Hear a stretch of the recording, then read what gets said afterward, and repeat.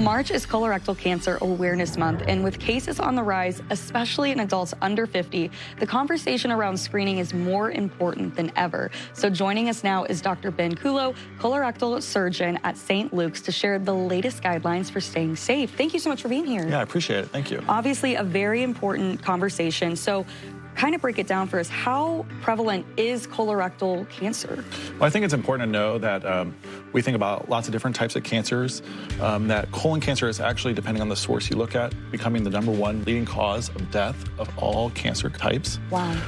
And definitely raising the importance of having routine screening. Yeah, it definitely sounds like that is very important. Now, what are the current guidelines for a screening or a routine colonoscopy? So the age that we recommend starting now is age 45. Those are for patients without any risk factors. Risk factors are those patients who have a family history of colon cancer or colon polyps. That means within themselves or their next of kin. Those patients should start at age 40. If they get started at age 40 and they have a family history, they should get a colonoscopy every 5 years. Now, you kind of touched on it, but what are some signs that someone might actually need to talk with their doctor about going ahead and getting screened? We think about any changes in bowel habits that are more prolonged. Most commonly is blood in the stool. Blood in the stool that stays for a period of time is certainly a worrisome sign that should get a second look. Oh, without a doubt. And so any other changes, the change in caliber, any unintentional weight loss, that's a good reason to go talk to your doctor. Oh gosh, yeah, just open that door to having that conversation. Absolutely. Another thing you did touch on, but how important is it truly to get regularly screened? If someone says they miss a year or two, how big of a role is that going to actually play? I think it's important to know that polyps are very common. When we do screening colonoscopies, up to 1/3 of all patients, we will find a polyp. And the data suggests that every 20 to 25 polyps we remove prevents a colon cancer.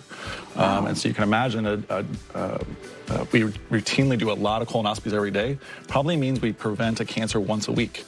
That's the amazing, kind of volumes that we need to do and see in order to prevent colon cancer. Are there any benefits to a patient maybe starting Cologuard before they go ahead and get a colonoscopy? Yeah, I think Cologuard definitely has a great place.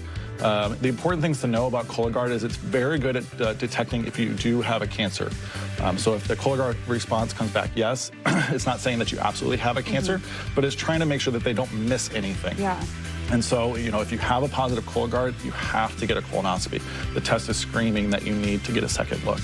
And then when it comes to a colonoscopy, because I feel like there's so many stereotypes with it, a lot of myths, what would you say to someone about that process and how it's really not as bad as everyone was always trying to make it out to see? Certainly not. And there's different preps that exist nowadays.